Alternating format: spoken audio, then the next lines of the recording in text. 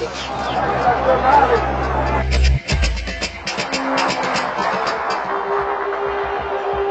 trabalhador brasileiro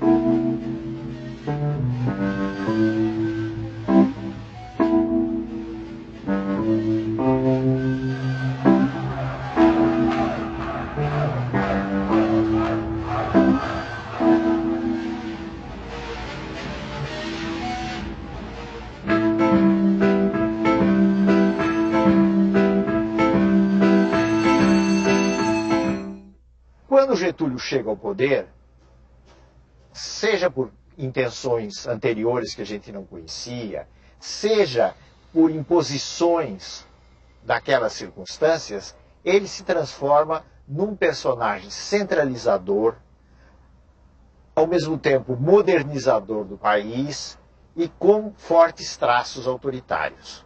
Tanto assim que os anos de 1930 a 1945, os 15 anos em que ele esteve no poder, são conhecidos geralmente como a Era Vargas.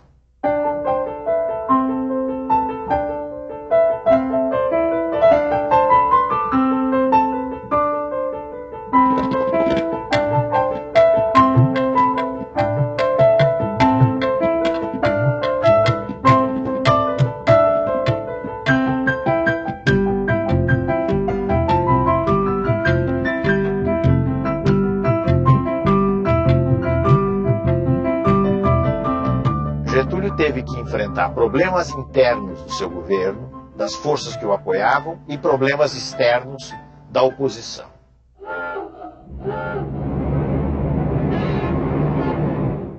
O problema maior que Getúlio teve que lidar entre as forças que o apoiavam, talvez tenha sido o problema do tenentismo.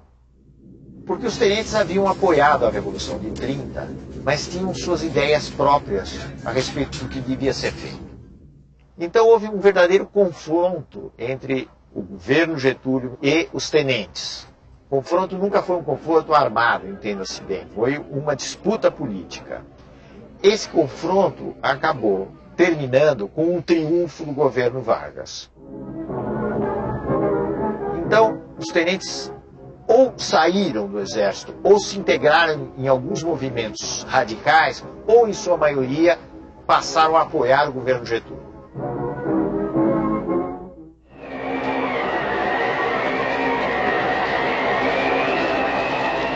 Os problemas externos vinham principalmente das elites regionais dos estados, que não se conformavam com a política centralizadora.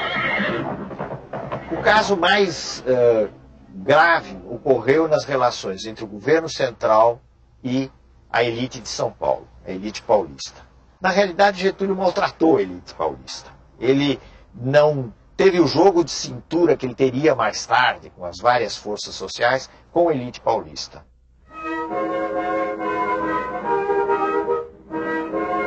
Isso deu origem a muitas resistências e acabou gerando a Revolução de 1932. O heróico a luta feito, firma sua tradição, tendo nas mãos o direito e a pátria no coração. São Paulo lutou durante vários meses praticamente sozinho, mas no fim foi derrotado pelas forças do governo federal, sobretudo pelas forças do Exército Nacional.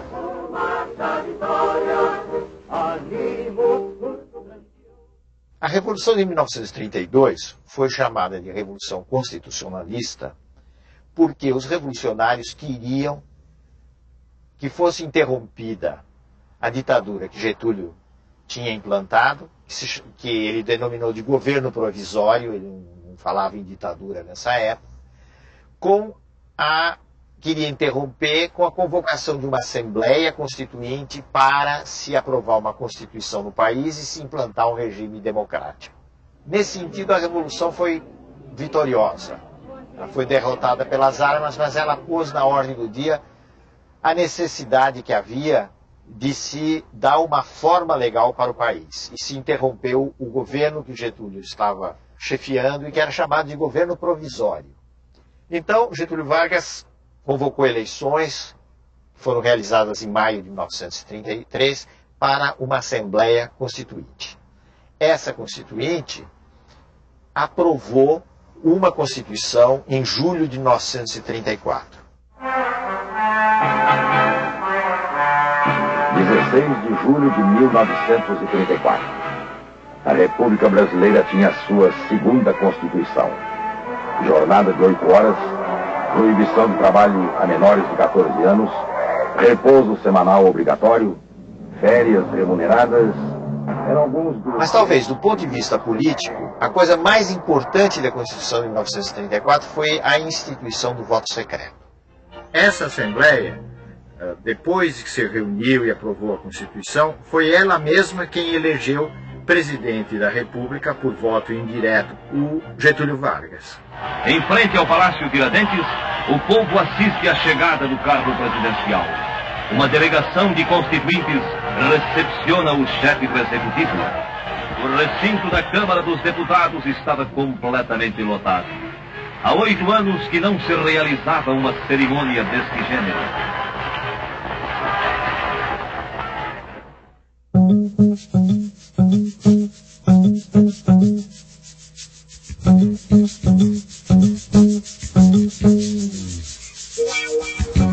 O que é que mudou concretamente a partir de 1930? Vamos pegar algumas áreas, não é possível examinar todas as áreas. Então vamos pegar a área da economia. O que aconteceu durante os anos 30, até o final dos anos 30, foi o fato de que o Brasil tinha condições de produzir café numa escala muito maior do que um mercado mundial em crise podia absorver.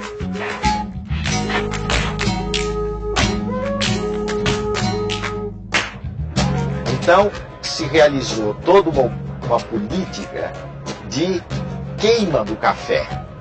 O governo comprava o café dos cafeicultores e queimava o café para regular a oferta no mercado internacional.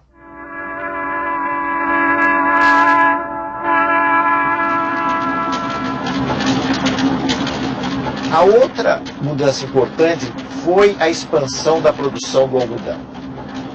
Então, nesse momento de crise, o algodão, de certo modo, veio em socorro das exportações brasileiras. E isso tem a ver com um fenômeno europeu, que foi o fortalecimento da Alemanha, infelizmente sob o controle de Hitler, e foi essa Alemanha nazista que começou a comprar em grande escala, para a produção de tecidos, o algodão brasileiro.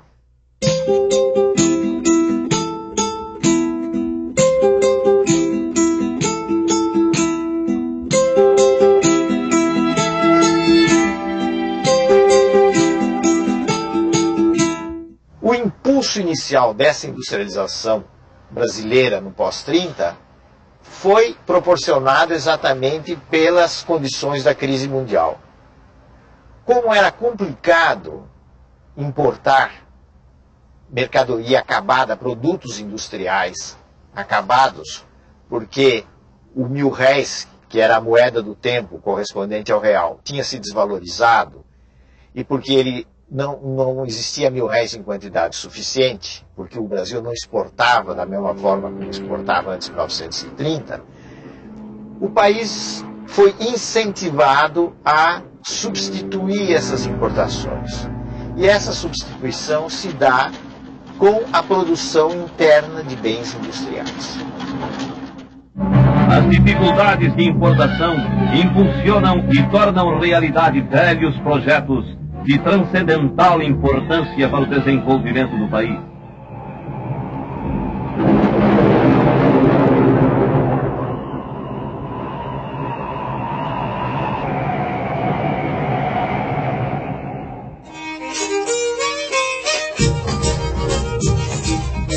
Sobretudo a partir de 1930, com exceção dos japoneses, a mão de obra estrangeira deixou de vir para o Brasil. E a mão de obra utilizada nos grandes centros do Centro-Sul foi principalmente aquela que migrou de pequenas cidades mineiras e que migrou do Nordeste, entrando principalmente na atividade da construção civil e da atividade industrial.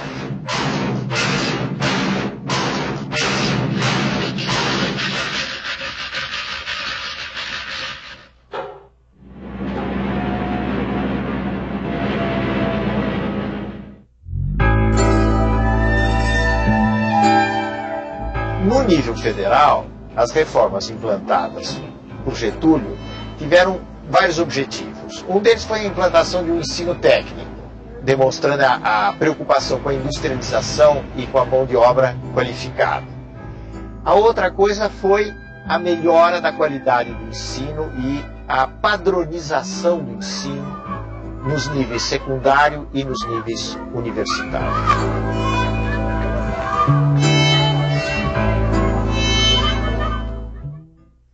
Tudo isso foi muito importante, mas nós não devemos esquecer também o fato que a política getulista liquidou as condições de existência de um sindicalismo autônomo, isto é, de uma organização própria dos trabalhadores.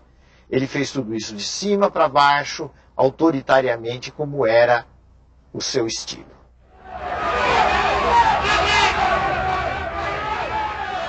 Um outro traço inovador, dentre outros, dos anos posteriores a 1930, foi o surgimento de movimentos sociais, em maior expressão, maior quantidade. Dentre esses movimentos, nós devemos destacar principalmente dois. Um de extrema direita, que era o integralismo, e um de extrema esquerda, que era o movimento comunista. O movimento integralista estava inspirado no fascismo e tinha como seu líder mais importante Plínio Salgado, que era um político de São Paulo, um jornalista e um político de São Paulo. E foi organizada em nosso país uma agremiação política que tomou o nome de Ação Integralista Brasileira, a qual se caracterizava, sob modo, pela formação de milícias uniformizadas com camisas verdes e pelos marciais desfiles que realizava. Os integralistas eram nacionalistas, totalitários, adversários das liberdades democráticas e acreditavam num regime sustentado por um partido único. Eles apoiaram Getúlio Vargas na esperança de que através de Getúlio eles chegassem ao poder. Getúlio lhes deu alguma corda até o golpe do Estado Novo, até novembro de 1937. A partir daí os integralistas foram marginalizados, uma parte deles tentou um golpe que fracassou e o movimento deixou de ter importância maior na cena política.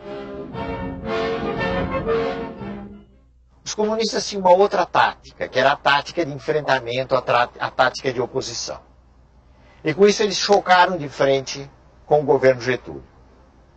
Eles formaram um organismo, a Aliança Nacional Libertadora, que pretendia ser uma grande frente popular contra o governo Getúlio e por grandes reformas no país.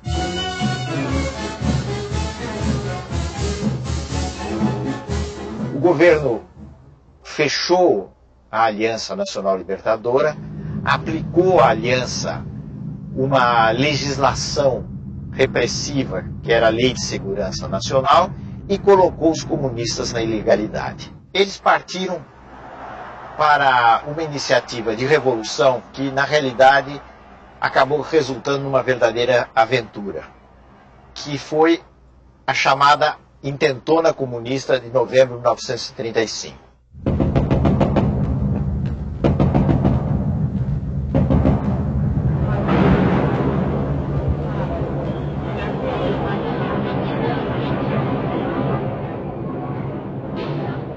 A consequência mais importante da insurreição comunista de 1935 foi o fato de que ela deu o pretexto que o Getúlio Vargas e os círculos do governo, principalmente a cúpula do exército, estavam esperando para iniciar uma repressão no país e, mais do que isso, preparar o caminho para a instalação de um regime autoritário.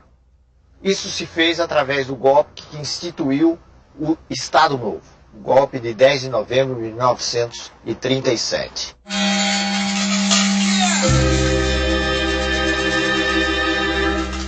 Praticamente sem nenhuma resistência, sem nenhuma oposição, forças policiais fecharam o Congresso e se iniciou um novo regime no país, que era o Estado Novo. Esse foi um regime que assumiu claramente feições de uma ditadura sob o comando de Getúlio Vargas. Quando as constituições políticas ameaçam degenerar em guerra civil, é sinal de que o regime constitucional perdeu o seu valor prático.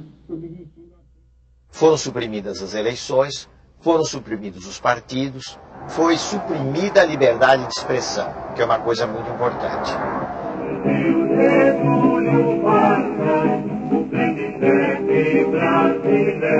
Na maneira de ver de Getúlio e dos generais e dos círculos civis que apoiavam Getúlio, não deveria haver lugar para partidos no país. Os partidos eram parte, eram coisas nocivas à organização do país. Era preciso organizar um todo nacional, de cima para baixo, tendo como chefe supremo o chefe da nação, ou seja, Getúlio Vargas. Getúlio Vargas cuida do lar do trabalhador brasileiro. Aqui o vemos inaugurando as primeiras casas de uma série que planejou para todo o território nacional como habitação condigna dos obreiros da grandeza do Brasil. Tendo ao lado sua esposa, Dona Darcy Vargas, vemos o presidente da República, acompanhado pelo senhor Gustavo Capanema e outras autoridades, inaugurando o Hospital Estácio de Sá, na capital. Getúlio Vargas inaugurava o Instituto Nacional do Livro. Aqui o vemos em companhia do senhor Herbert Moses. O presidente da República assistia à grande parada militar comemorativa de nossa independência.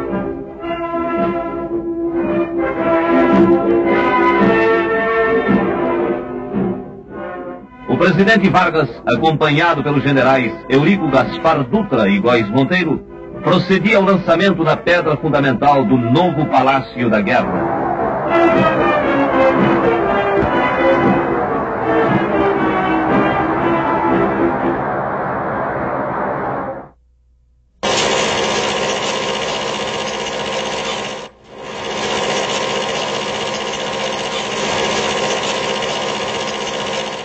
Especialmente no Estado Novo, houve uma ampla utilização do cinema, do teatro, do jornal, do rádio, que tinha uma importância muito grande, para enaltecer as façanhas do governo Getúlio e do Estado Novo. O ambiente nacional tem reagido sabiamente contra esses agentes de perturbação e desordem. A propaganda insidiosa e dissolvente apenas impressionou os pobres de espírito e serviu para agitar os mal-intencionados. E isso representou alguma coisa de muito diferente, vamos dizer assim, de inovador, se considerarmos o que era o Brasil anterior a esse período. Regulieren Soldaten geschaffen. Seit 5:45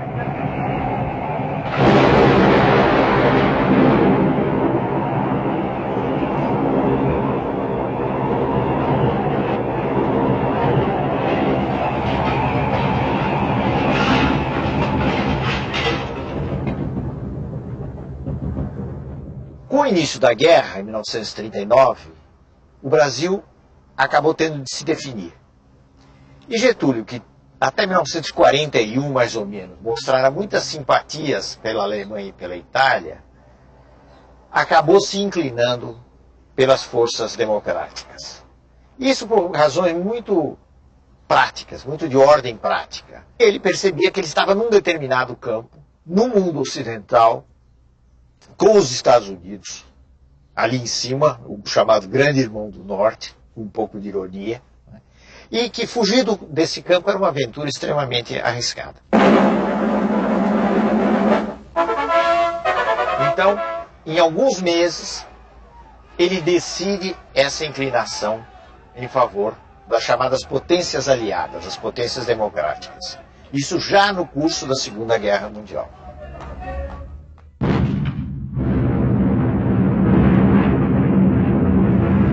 Aí as investidas dos alemães contra a Marinha brasileira levaram mais rapidamente à ruptura de relações com os países do eixo, Alemanha, Itália, depois o Japão, e finalmente a declaração de guerra contra esses países. Aqui esta manhã para receber uma nova força expedicionária que justamente nesse momento está chegando para se juntar aos combatentes de tantas outras nações que já se engajaram na frente da guerra.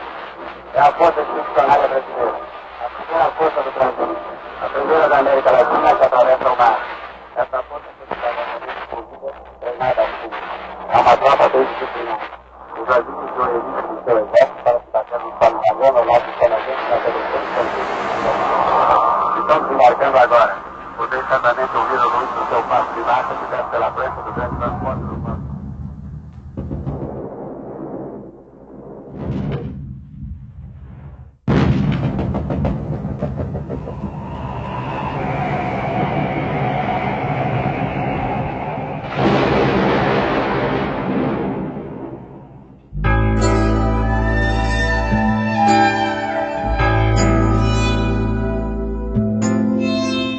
O que determinou a crise do Estado Novo?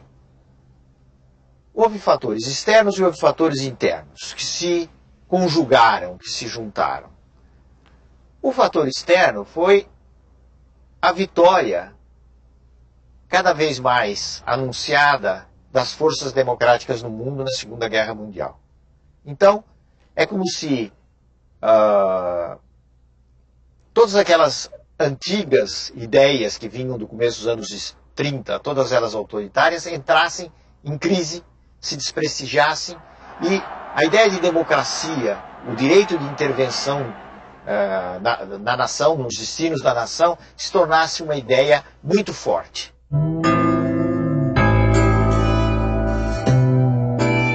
Getúlio foi sensível a essa situação nova, esse novo quadro que começou aí por volta de 1944, mas, ao mesmo tempo, ele fez uma jogada arriscada.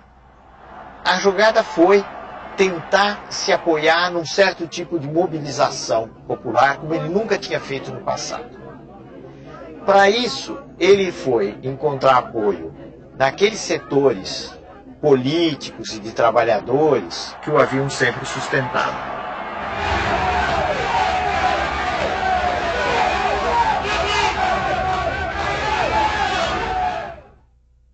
Essa mobilização desagradou os meios militares. Desagradou gente como o general Góes Monteiro, o general Dutra, que haviam sido os articuladores do Estado Novo. Então, muitas vezes se diz que o Estado Novo foi derrubado por aqueles mesmos homens que o haviam implantado. Já fiz a minha parte na grande tarefa de mobilizar para o engrandecimento comum as forças criadoras da nacionalidade. Getúlio foi deposto praticamente a frio, e duas coisas são importantes. Primeiro, que ele conservou intacto o seu prestígio popular.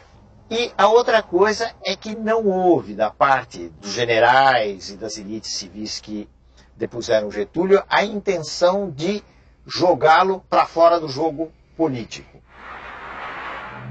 E a crise teve como consequência a renúncia de Getúlio Vargas, que em 29 de outubro de 45 deixou o Catete rumo a Itu, sua fazenda no município de São Borja.